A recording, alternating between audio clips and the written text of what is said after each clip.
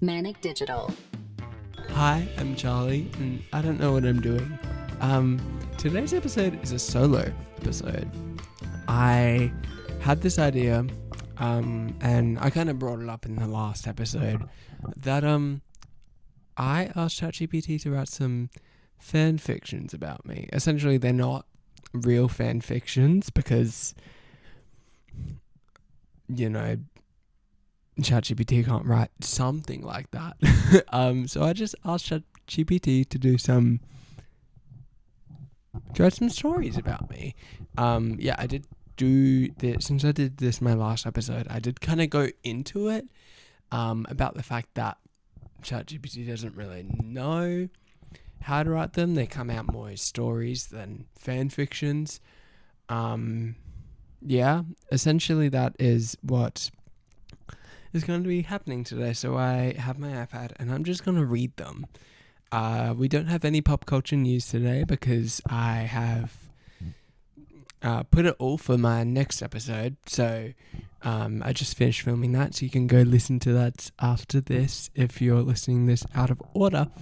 If you're not, then you have to wait a week, obviously. But yeah. Alright. So this all came to be because I initially did not know what to think of for this episode, and I just needed something that would kind of bring this podcast up a little bit. As you know, we came from friendship tests and now we're going to ChatGPT writes stories for me. Alright.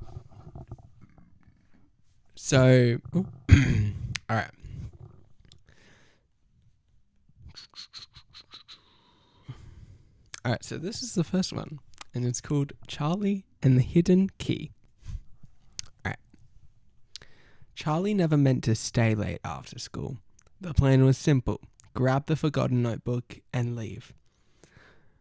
But as the hallway lights flickered, Charlie noticed something strange about the old trophy cabinet. It was slightly open. Inside, tucked behind a dusty sports medal, was a small brass key with a tag that read, "Boiler Room, do not enter." Of course, that meant Charlie absolutely had to enter. The boiler room smelt like rust and warm metal. Pipes rattled, water dripped.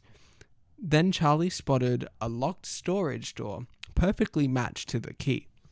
Inside wasn't equipment. It was an old, sealed off study space, a forgotten couch, shelves of ancient yearbooks, and chalkboard filled of messages from students decades ago. Charlie smiled and sat down. It felt like discovering a secret the whole world had missed. From that day on, whenever life got too loud, Charlie had a quiet hidden room, and the key never left their pocket. Ooh, okay, this one is very interesting. I'm guessing this is talking about an empty schoolroom that was abandoned. I'm gonna say, I think it was. I think that's what we're talking about. This is so interesting. Yeah, wow. Alright. I'm gonna move on to the next one, but I also want to talk about this a bit more. Alright. Discovering a secret the whole world would miss is such an interesting context. This is the second one, Charlie versus the bus stop storm. Alright. Rain hammered the pavement as Charlie sprinted toward the bus stop. Too late. The bus pulled away. Seriously, Charlie groaned. Thunder cracked. Battery 2%. Charlie had two choices: panic or problem solve. Spotting a small grocery store with its lights still on, Charlie dashed inside. Soaked and shivering, the shop owner handed over a towel and let Charlie charge the phone. An hour later, the storm softened. Charlie's ride arrived, crisis solved. Walking out, Charlie realized something important. Bad days don't get better by magic. They get better by staying calm long enough to fix them. Interesting. I definitely wouldn't leave the house with 2% battery on my phone. That is something I would never do. And I hope that's something no one else does. But yeah, this is so interesting. I wonder why it was I leave home with 2% battery. I wonder why that is. Probably because I was an idiot and forgot to charge my phone before I went out. But it sounds about right. Alright. The third story. Charlie and the game that wasn't supposed to exist. Charlie found the game disc in a bargain bin. No cover, just handwritten text. Do not play after midnight. Naturally, midnight became the plan. At exactly 12:01, Charlie pressed start. The character screen looked up, not at the game world, at Charlie. Finally, it said, "You took long enough." The game somehow knew Charlie's name. Choices changed based on real memories. Levels recreated Charlie's own school, street, and even bedroom. Instead of being scary, the game was helping. Each level forced Charlie to face something avoided in real life, speaking up, apologizing to a friend, and trying something scary. When the credits rolled, a final message appeared. You already won the real game. Go live it. Charlie never saw the disc again. Ooh. So when I talk about... So when I said that the stories were more stories and not fan fictions, this is exactly what I'm talking about. They don't really make much sense except for the fact that they kind of have to make sense in some sort of way. But yeah, they just don't make any sort of sense in that kind of regard. So that's interesting.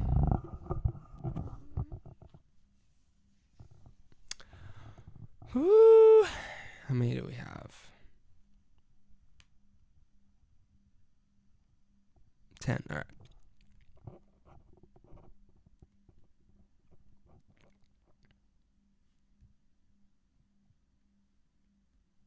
Okay.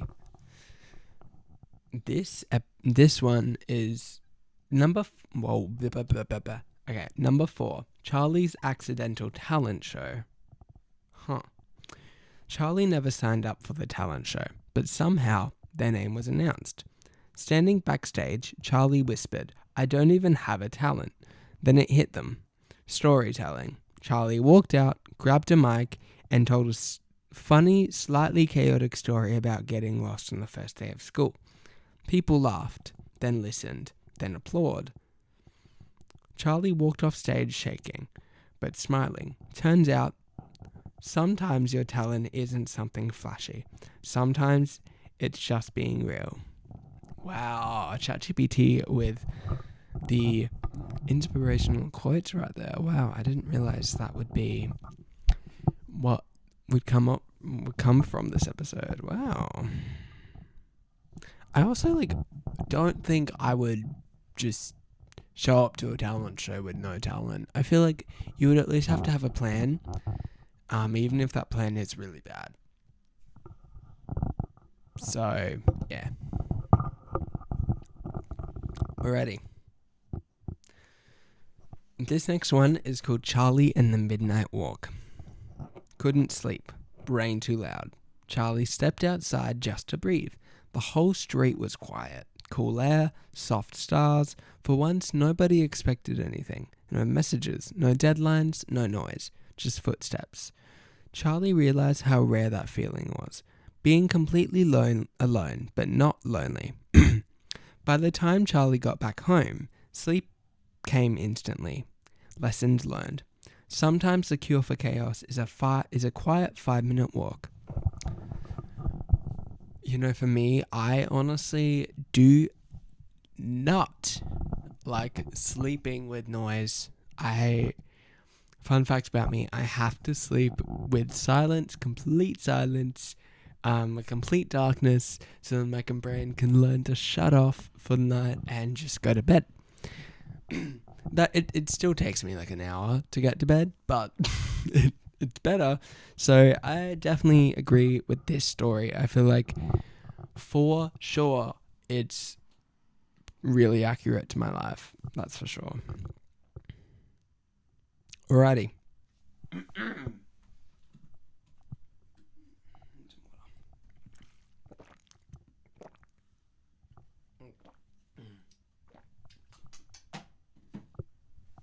Alright. This next one is called Charlie and the Library Challenge.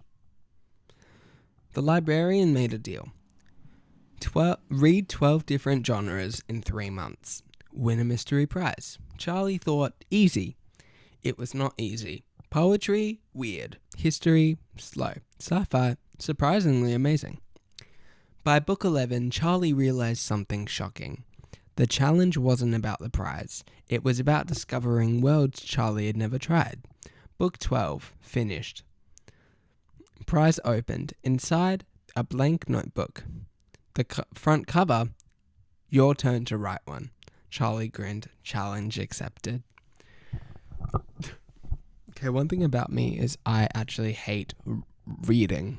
Yet I have like a whole stack of books from the library out in the dining room. So, yeah, that's fun. I don't know why I decided to do this episode, but somehow I did decide to do it. So that's interesting. And we still have like a few more to go. I'm actually going to ask it to write some more. Number 7. Charlie saves the group project. Okay. The group chat was chaos. Nobody agreed. Nobody worked. The deadline was tomorrow. Charlie sighed, and quietly but simple plan. Ooh. Split tasks. Set mini deadlines. Make one shared document. No yelling, no drama, just structure. By morning, the project was done. Teacher called it the most organized submission. Charlie learned leadership isn't about being loud. It's making things work. Oh boy. This story I relate to in so many levels. There were so many times during school. Like I finished school. I graduated last year. But there were so many times in school I got stressed because when no one, if you went to school before and you have done group projects with a big group of people or a small group of people, no one really does the work, or there's always like at least one person that doesn't do the work, and it's a bit like interesting because you want to do the work, but then you kind of don't want to pull the weight, and that's kind of what I struggled with a bit, and I had some pretty good ideas for the topics that we would do, and then there were people that would come around and essentially, or their parents would come around and say, hey, look, I'm taking this person out of this project as, yeah, I think it's better if they just work on their own, and anyway, I digress. Whoo! Alrighty. I also just came from filming the next episode, so my brain's a bit crazy right now. I read with Alexia some wild Reddit stories. So that episode is probably going to be the longest episode out of these 2 episodes. It was crazy. There's some crazy stuff. Anyway. Episode 8? Number 8. It's called Charlie and the Lost Dog. Charlie heard barking behind the park fence. A muddy, nervous dog with no collar. Charlie sat down instead of chasing. Waited. Talked softly. 10 minutes later, the lost dog walked over. Phone call, local post, owner found. When the woman arrived crying with relief, Charlie realized hero moments rarely look dramatic. Sometimes they look like patience.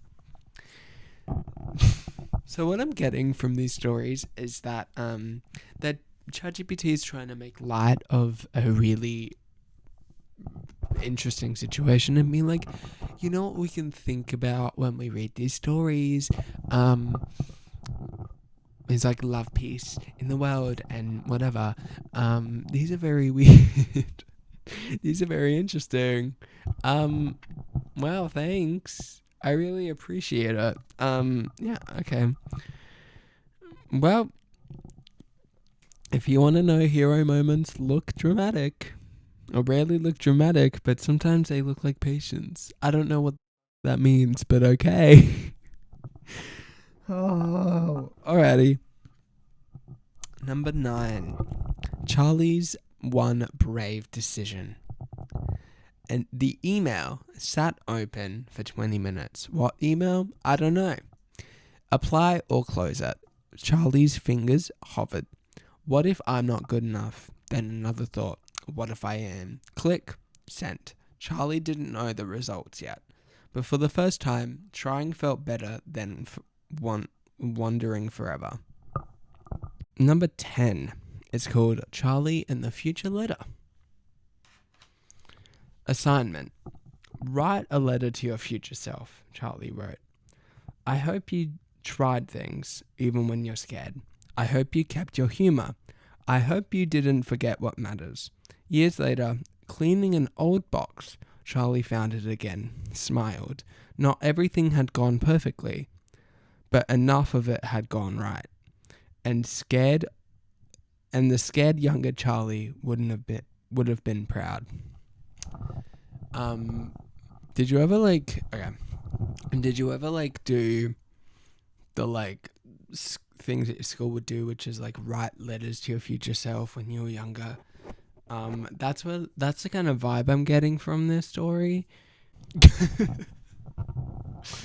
Oh, this episode's a show because I don't know what the I'm doing. Alrighty. This next one is called Charlie and the Wrong Backpack. Charlie grabbed their backpack at the end of the day and didn't notice anything was wrong until the bus ride home. Inside, 3 advanced chemistry textbooks. I did not do chemistry. Someone else's lunchbox, and a notebook full of incredibly neat handwriting. Not Charlie's chaotic mess at all. There was also a sticky note. If found, please return the big exam tomorrow, Sam. Whoa, okay, new character alert. Yeah. Also, why is ChatGPT saying that my handwriting is chaotic? What does that mean? Woo! Alrighty. Yeah. Charlie could have waited until morning. He didn't. Instead, Charlie checked the school portal, found Sam's contact, and convinced a parent for a quick evening drive to return it. Sam opened the door, looking like they hadn't slept. You just saved my entire grade, Charlie shrugged. Yeah, well, I'd want someone to do the same. And that's how Charlie accidentally made a lifelong friend over a backpack mix-up. Oh. What? I don't know how to even think. This is so weird. Okay. Whew. I would not want someone to do the same. I honestly would want to fail the exam because I am not smart at all. So yeah, that's interesting. Okay. This next one, I'm just looking at it and it hits a little close to home and you'll see why. This one is called Charlie and the 3 a.m. idea. At 3:07 a.m., Charlie woke up with what felt like the greatest idea ever. a podcast concept. Name, episode structure, topics, intro line. Half asleep, Charlie recorded a rough intro into the phone. Hi, I'm Charlie, and I don't know what I'm doing. Morning came. Charlie replayed it. Cringe? Yes. But also, kind of brilliant. That that messy 3 a.m. recording became the start of something real. That is, I would say, kind of similar to how I started this podcast, because it came to me because I wanted to do I've talked about this. I wanted to do a Reddit style podcast, and I had been wanting to do a podcast for a few years, but I also just didn't know what to do. So that's interesting. So the fact that ChatGPT thinks that it just knows me well, then that's crazy. Because I do wake up sometimes at 3 a.m. and recording voice memos to songs that I think about. Yeah, so that's fun. Alrighty. This next one is called Charlie versus the super awkward elevator. Charlie stepped into the elevator. One other person inside. Silence. Then the elevator stopped. Not at a floor, just stopped. 5 minutes, no signal, no conversation. Finally, Charlie said, "So, if we survive this, we legally become elevator friends."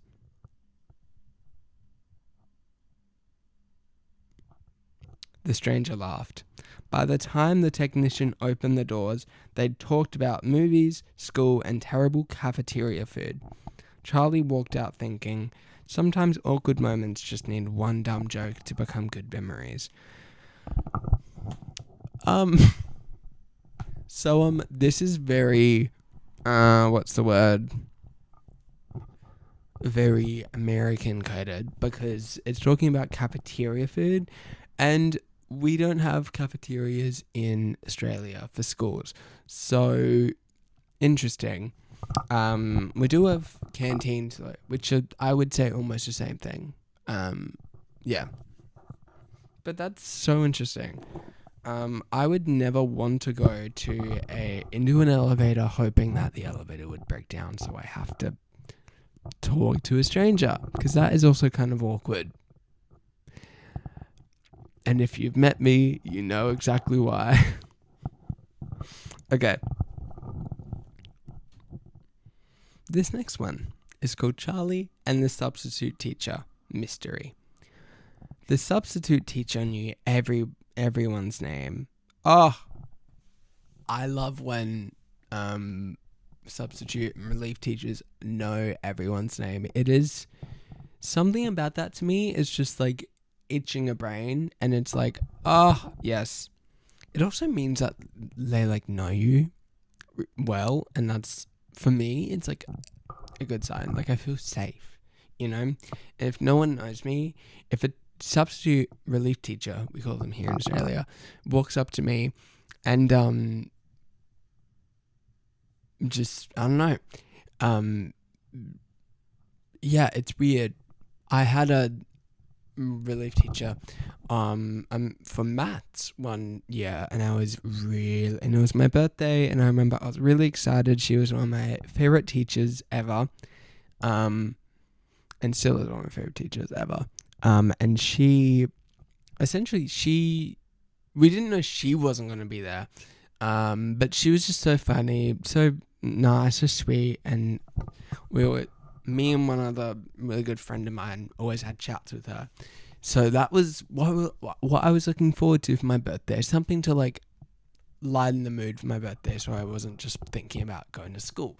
I was very, very excited for this class, and then I walked in, and then we had a relief teacher, and the relief teacher quite literally made me cry on my birthday.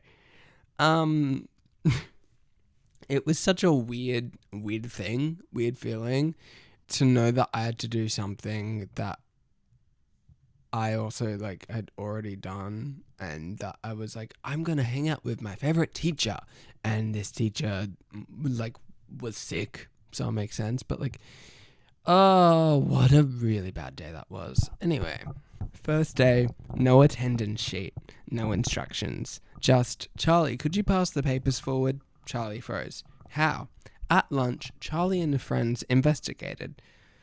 Turns out the teacher had memorized the class list the night before because, in her own words, students deserve to feel like they matter. Charlie never forgot that. Oh my god. Exactly. Yep. Yep, definitely. Alrighty. Number 15. Slides broke. This one, oh. This one's called Charlie's worst presentation ever. Slides broken, notes missing, voice shaking. Charlie expected disaster. Halfway through, Charlie stopped pretending everything was fine and said, "Okay, honestly, this presentation has gone completely off the rails." The class laughed, teacher smiled, Charlie improvised the rest like telling a story instead of reading slides. Got the best feedback all year. Lesson. Perfection isn't engaging. Honestly, it's and then that's all it says. I had this once where I was presenting in front of a grade for it was like, I don't know if it was just like a cohort meeting, or like I think it was an assembly, and my teacher at the time asked a few people to, if they were comfortable speaking in front of like the school, and I said yes. I don't remember what we were meant to talk about. All I know at that point, I had just fractured my arm, so it was like freshly. I was still in a cast, and I remember being nervous, but I could speak publicly. And then I went and I started reading, and I was like, in my head, I said, "This doesn't feel right. I just need to talk from my brain and not have a script." So I ripped the paper up halfway through. I was like, you know what? Nah, let's just talk. And I just had an honest, kind of heart to heart with like half of the school, which was kind of odd. I think I went on for a little too long. But you know what? I think that's where I also found my love for making a podcast. Anyway, this was I don't remember what it was about, but I know someone that I had just gotten close to was in the crowd, and I looked at him and he smiled and I smiled at him, and it was just like a fun time, and I was like, oh. And then he came up to me and a few people were like, that was an amazing speech. I was like, oh, thank you. Yeah, so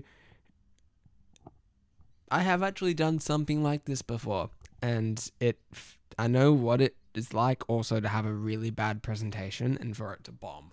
So, yeah, that's interesting. Okay. Whoa. Okay. Number 16 is called Charlie and the Bus Seat Legend.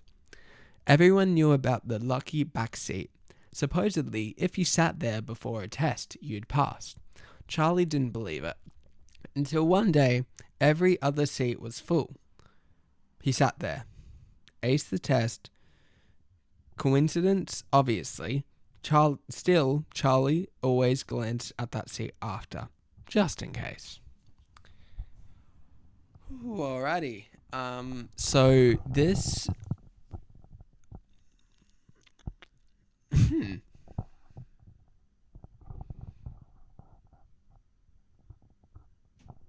I don't know what to think about this. Honestly, I don't, and I feel like I shouldn't need to think about it. So yeah, fun. Okay. Number 17 is called Charlie and the Coffee Shop Writing Day. Ooh. Oh shit, the battery's gonna die. Alright. Charlie brought a notebook to a cafe, planning to write for 1 hour. Stayed 6. Ideas poured out. Characters formed. Dialogue clicked. At closing time, the barista said, "You looked like someone building a whole universe over there." Charlie realized, sometimes you don't need motivation. You just need a right corner table.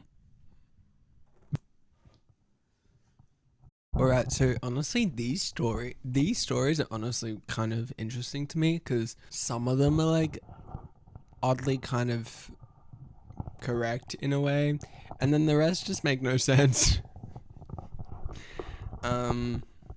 Like the bus seat one. And like the coffee shop writing day. Interesting.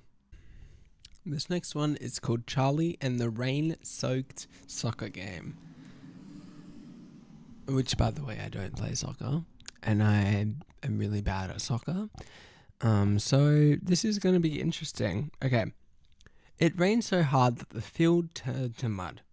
The game should have been cancelled, but it wasn't. Charlie slipped, fell, got completely covered, but then everyone was laughing. Sliding, playing like little kids again. Charlie scored the messiest, slowest goal in history. Didn't matter, it felt legendary anyway.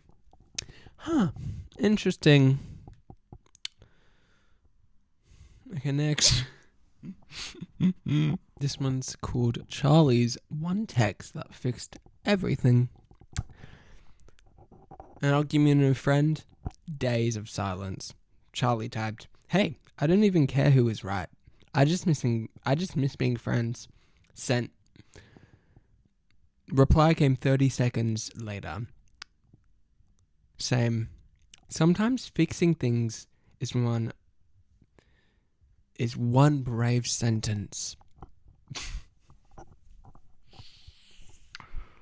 Oh, okay. Well, so essentially, before I wrap this up, I used to do this with Alexia quite a bit. We kind of talked about it in the episode where we would get so mad at each other that we would just walk around school, the campus, and just kind of have time to breathe, which we kind of needed at that time. But it was we were so young that we didn't understand what was happening. And then we would come back probably, I would say 10 minutes later and just apologize. And we would apologize. We would be fine. And that was that. So, yep. There's nothing else to really say. Okay, this is the last one.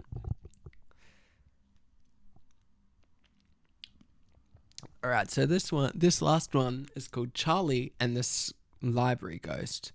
But in parentheses it says not actually a ghost. Okay, so books kept falling on one shelf. Every day, same spot. The rumor was that it was haunted. Charlie investigated. Solution was loose air vents blowing directly into unstable stacked books. Charlie fixed the stack. Mystery solved. Still told everyone it was ghost hunting though. Interesting. How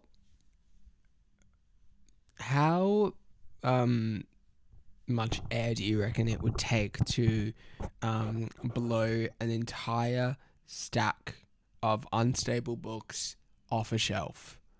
Because I feel like it would have to be like a very like strong amount of air coming out. Yeah. That's one of the stories where I'm like, what? It makes no sense, but okay. Alright.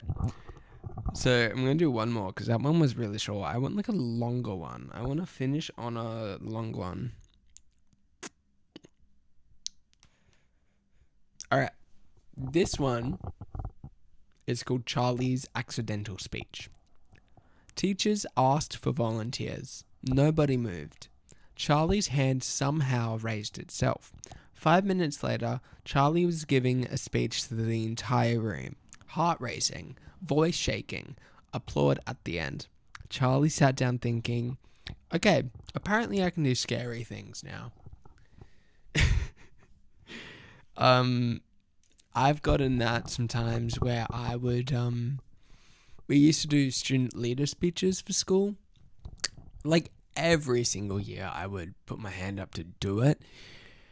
Let me tell you, there's nothing scarier than going up in front of your cohort and doing a speech about why you should be a student leader or student captain for the whole school, or like that section of that school. And there was only like 1 year I got it, and I remember being so fucking happy I got it because every other year I failed. And that was like every time, like I would be upset, but I don't think I cried. Or maybe I cried and I act like it was the biggest deal in the world. I think that's where I learned that this being student leader is like the lowest priority of things I wanted to do in life. So that's an interesting life lesson, because there were so many times when I was so scared to go up in front of the cohort. And if you are listening to this and you agree, then that is crazy, because yeah. And it also didn't help that there was like probably around 90 people in the cohort. So yeah, that might have made it a bit scarier. I think there's like a plane or a helicopter that's up above my room, over my house, and it's so noisy. But yeah, okay. So that's the episode today. I didn't really have anything else planned except for that. So that's all you get. You got a solo episode with me and ChatGPT, apparently. I hope you enjoyed this episode. If you did, please give it a big like and comment, and favorite this podcast everywhere you listen to your podcast, because why not? If you're on YouTube, subscribe to the Manic Podcast YouTube channel. If you're on Apple Podcast, subscribe to and follow the Manic Digital Podcast channel. And if you're on Spotify, like this podcast, favorite this podcast, so you never miss a new episode. Well, that's all for me. I will see you next week with Alexia. We will be reading some pretty wild Reddit stories. They're quite crazy. So I'll see you guys next week. Bye, guys. This podcast is a Manic Digital production.